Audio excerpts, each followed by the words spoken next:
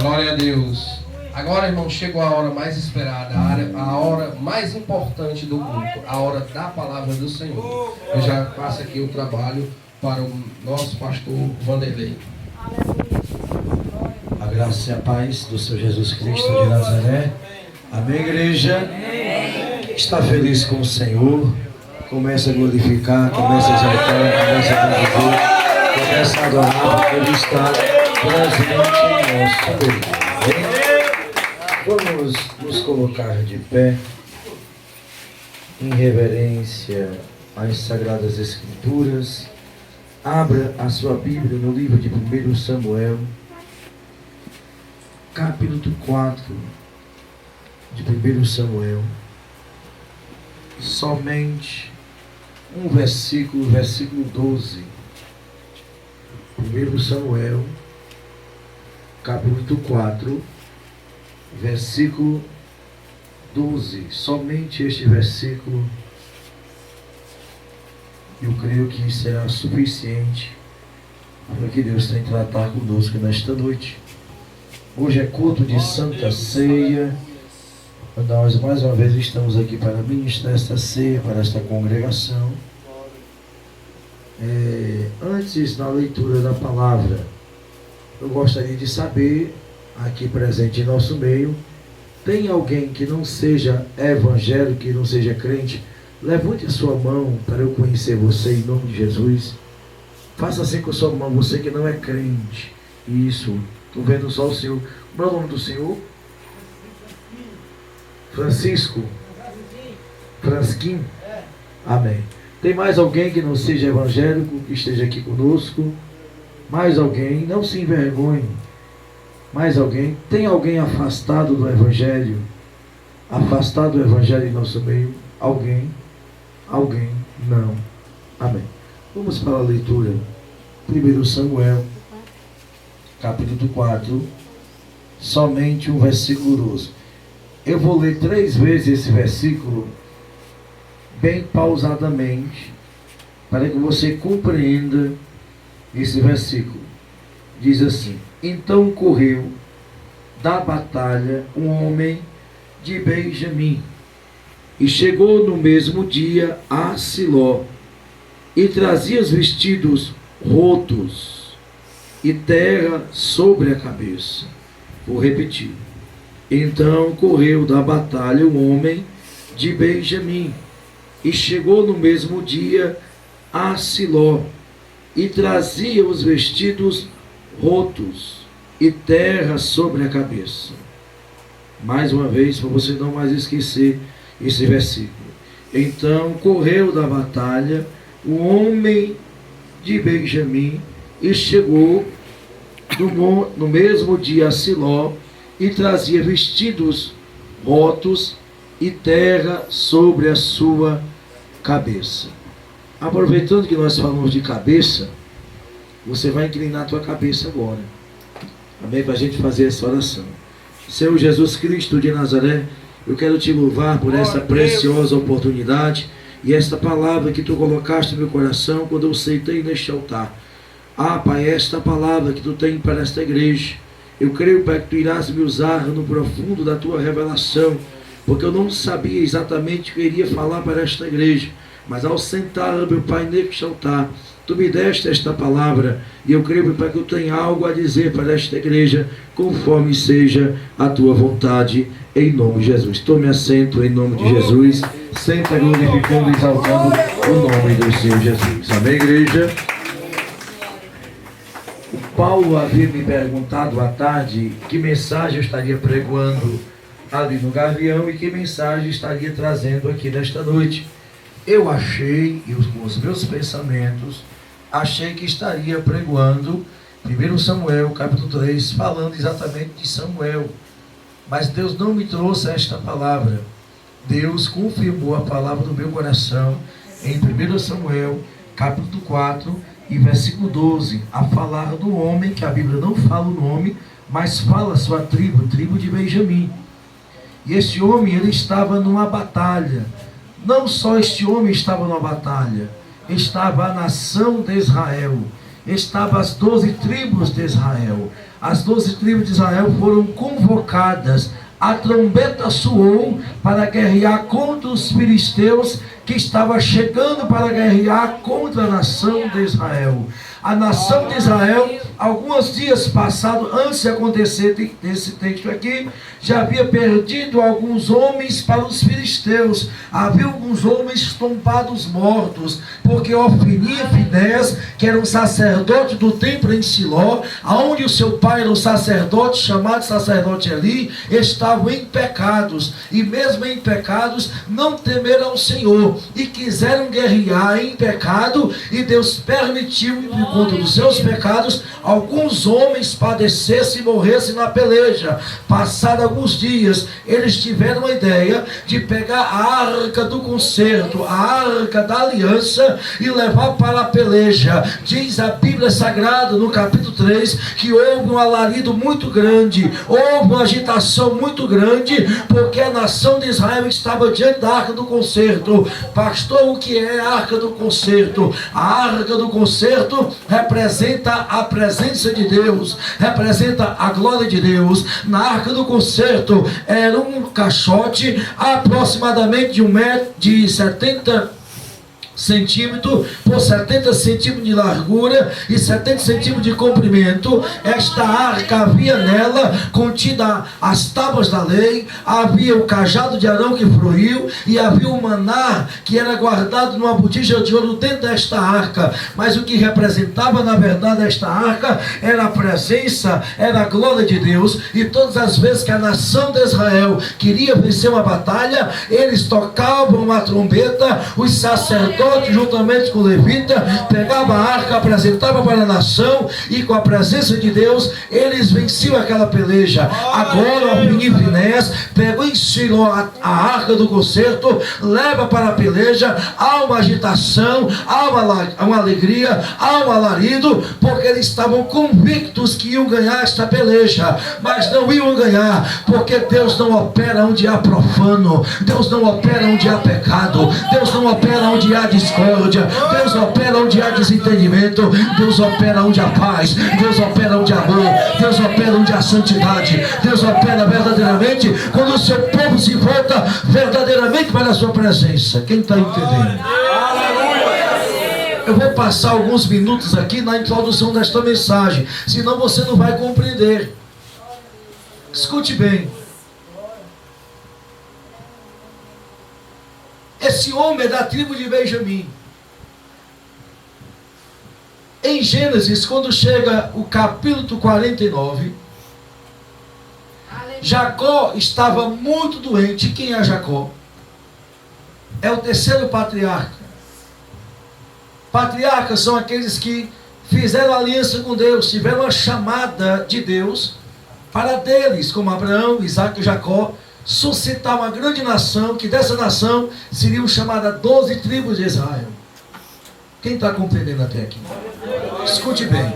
Jacó está em adiantado dias, já está bastante velho, e sente, ele está vivendo no Egito com seus filhos, e sente no seu coração chamar seus filhos, porque Deus revela no seu coração que ele ia morrer.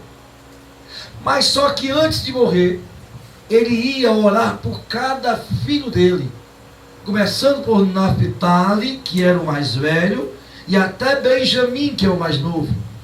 E quando ele chama e coloca a mão na cabeça de cada um, Deus começa a usar ele em revelação, em profecia. E Deus começa a dizer o que iria acontecer na vida dos seus descendentes, o que Deus tinha na vida deles. Quando chega na vida, para ele colocar a mão na cabeça do mais moço, do caçula, chamado Benjamim, Deus usa Jacó com uma profecia dizendo assim: Benjamim, meu filho, tu serás chamado de lobo. Lobo que despedaça a presa e à tarde como seus despojos. Assim está escrito em Gênesis 49, versículo 27.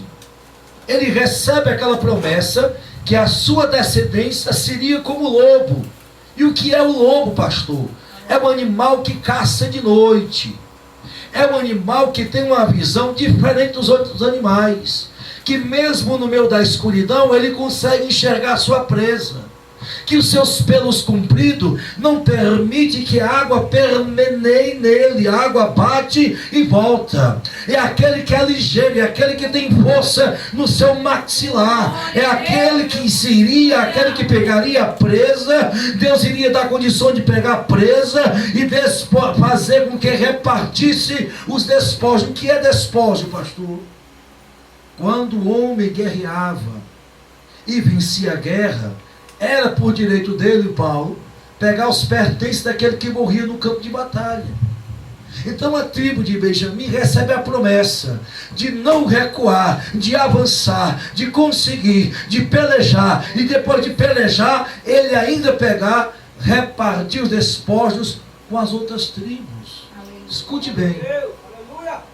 Só que esta promessa, ela só pode ser concluída quando a gente está no lugar da bênção. Quando a gente está na posição. As promessas de Deus são condicionais. Eu estou na introdução, vou já começar a pregar. As promessas de Deus são condicionais. A quê? A eu estar na posição para eu receber. E aqui nós recebemos, ouvimos aqui, você repetir 3 vezes, 1 Samuel 4, versículo 12, que o homem, que diz a Bíblia que de Benjamim, fugiu da batalha. E foi ainda no mesmo dia a Siló, com a sua roupa suja e com cinzas sobre a sua cabeça. A Bíblia está dizendo que esse homem da tribo de Benjamim, ele não avança, ele foge da peleja, ele recua. As suas vestimentas sujas de terra, não porque ele estava guerreando com a espada, não. Porque ele se disfarça como morto para melhor passar.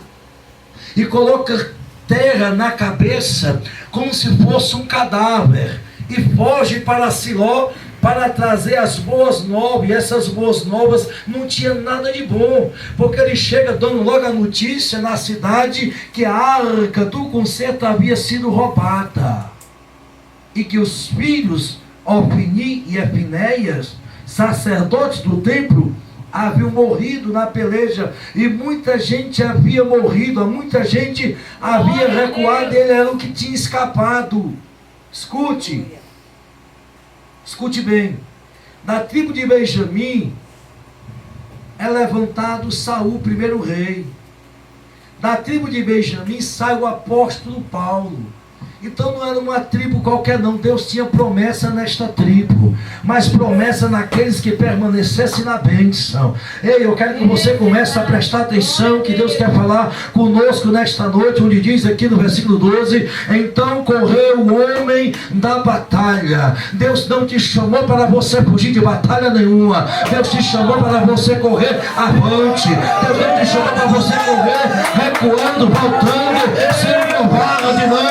Deus te chamou não para você ser um perdedor, mas para você ser um vencedor. Deus espera que você corra não voltando, mas que você avance. Deus não te chamou para você perder esta batalha. Eu não sei quantos filisteus estão vindo contra esta igreja, está vindo contra a tua vida, mas não importa o tamanho dos filisteus, não importa a quantidade, não importa saber que a igreja do Senhor tem uma promessa. Ei, você é ovelha, mas Deus também te chama de lobo, no bom sentido, lobo que despedaça as presas, lobo que vai pegar os despojos. E Deus está dizendo nesta noite para ti: eu não me agrado daquele que recua, eu não me agrado daquele que se acovarda, eu não me agrado daquele que suja as vestes, não por guerrear, mas porque se conta como covarde. Deus espere que as tuas vestes estejam limpas, mais alvas do que a neve. Pastor, como é que as minhas vestes vão estar limpas? É quando eu estou em santidade, é quando eu estou guerreando. Guerrear é orar, guerrear é jejuar, guerrear é meditar a palavra, guerrear é não desistir da obra do Senhor. Eu estou falando com pessoas que têm pensado em desistir desta obra. Eu estou falando com pessoas que estão querendo recuar. Eu estou falando com pessoas que não estão mais com forças de orar, que não tem mais força de jejuar. Ei, o Senhor te diz nesta noite: não corre para recuar, corre para avançar, corre para avançar na Bíblia Sagrada. No livro de Jó 39 ou 40 aproximadamente, não sei exatamente qual capítulo, ele vai falar do cavalo. Que quando o cavalo vai guerrear, que escuta o som da buzina, ele escava a terra e começa a fungar pelo nariz, porque ele tem cheiro de guerra. Ele não recua, ele avança para guerrear. Deus não quer a sua igreja como covarde. A Bíblia diz que esse homem da tribo de Benjamim, esse homem foge da peleja, foge da batalha. Por que você tem fugido? Por que você tem fugido? Pastor, o senhor não conhece a minha história, eu estou numa peleja muito grande. E daí? Por acaso tu não lembras que o teu Deus é maior do que qualquer peleja, do que qualquer muralha, do que qualquer fogo, do que qualquer mar? A nação de Israel estava diante do Mar Vermelho, achava impossibilitado um dia imaginar transpassar aquele mar, mas pelo sopro da narina do nosso Deus, ele abriu o Mar Vermelho, e o Mar Vermelho se tornou uma avenida para que todos pudessem passar a pé enxuto.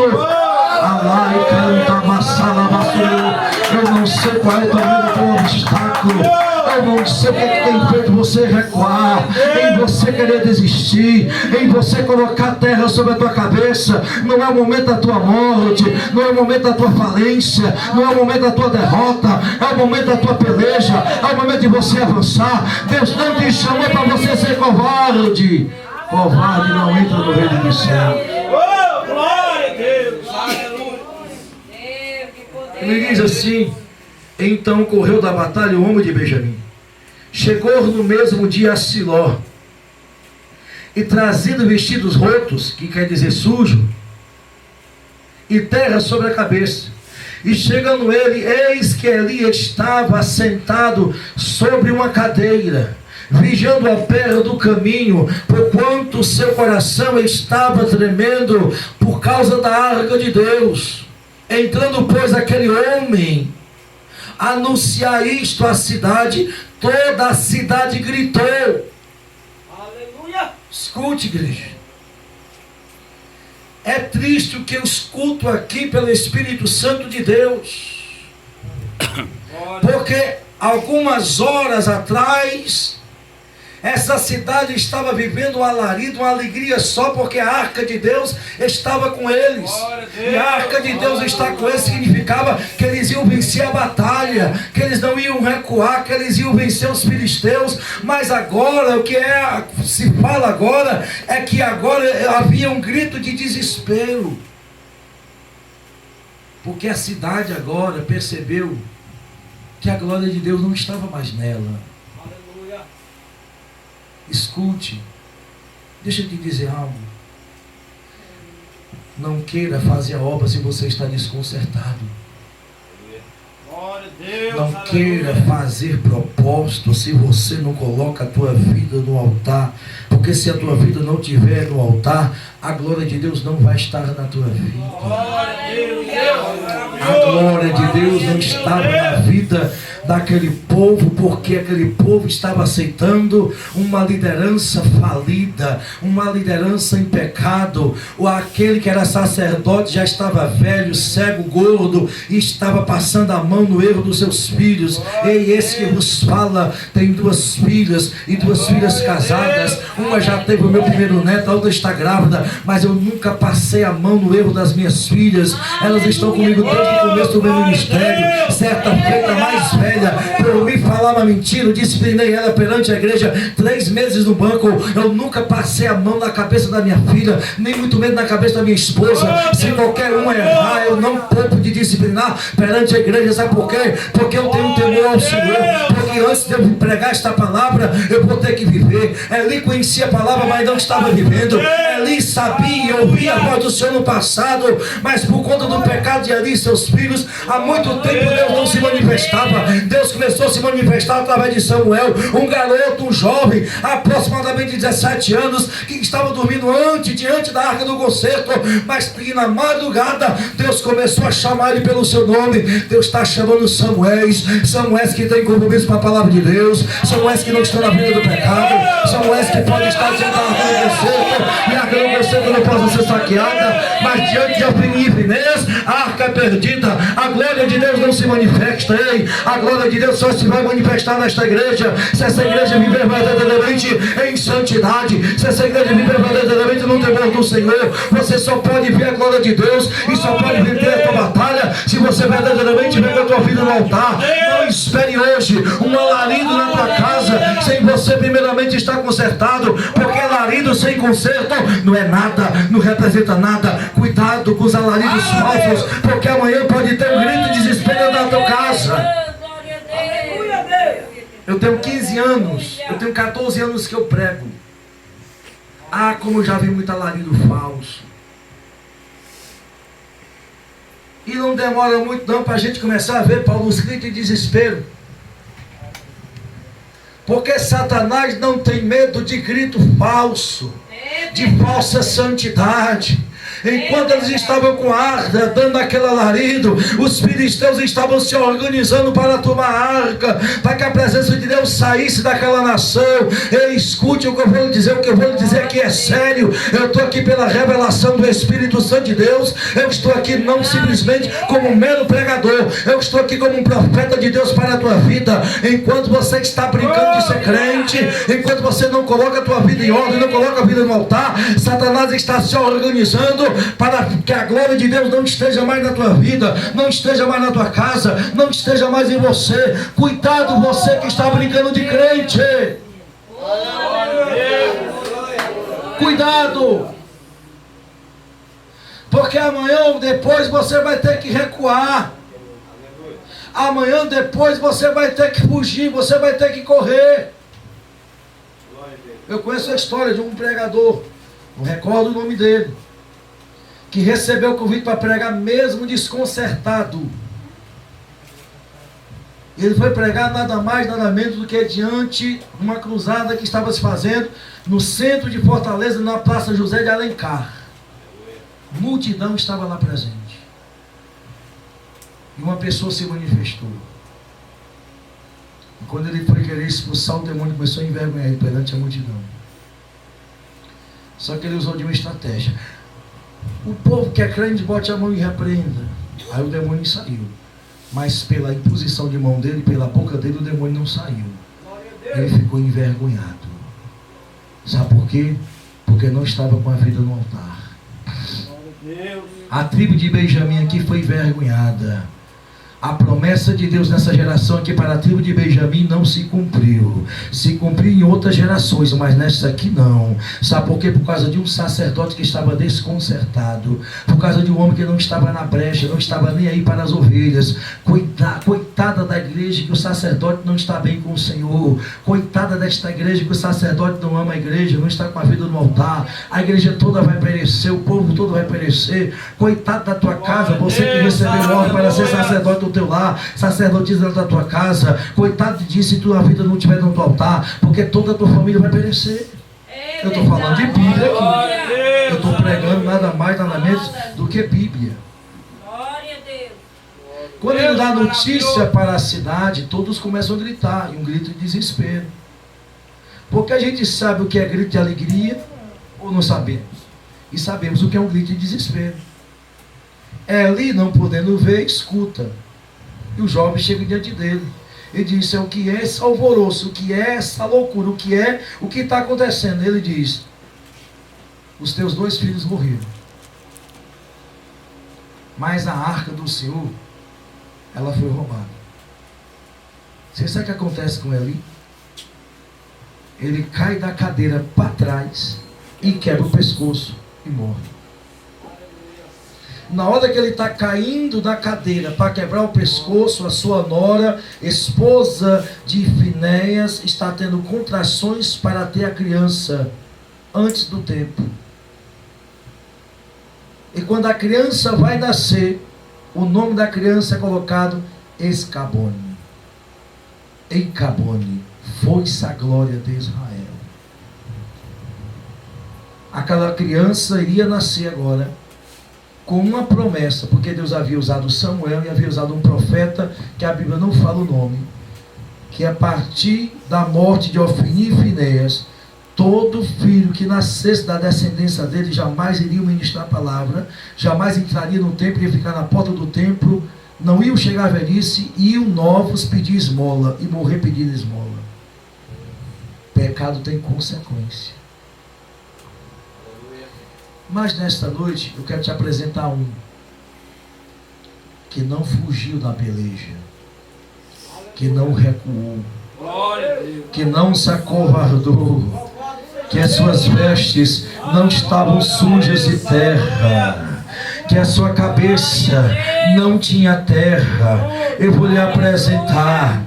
Ele está em Apocalipse capítulo 19, a partir do versículo 11. Escute o que Deus quer falar conosco nesta noite. Olha o que o apóstolo João na ilha de Patmos tem como revelação. Ele diz: eu vi os céus abertos e eis um cavalo branco, e o que estava sentado sobre ele chama-se Fiel e Verdadeiro, e julga e peleja com justiça, e os seus olhos eram como chama de fogo, a sua cabeça havia muitos diademas, e tinha um nome escrito que ninguém sabia, senão ele mesmo. Estava vestido com uma veste salpicada de sangue, e o nome pelo qual se chama é a Palavra de Deus. E seguindo-nos os exércitos do céu, em cavalos brancos, em vestido de linho fino, branco e puro, e de sua boca saiu uma espada afiada de 2 gumes, para ferir com ele as nações, e ele julgaria com vara de ferro. Ele mesmo é que pisa o lagar do vinho, ao furor da ira de Deus, o Todo-Poderoso. Enquanto este homem da tribo de Benjamim estava fugindo, não com as vestes limpas, mas com as vestes sujas, a sua cabeça tinha terra, os seus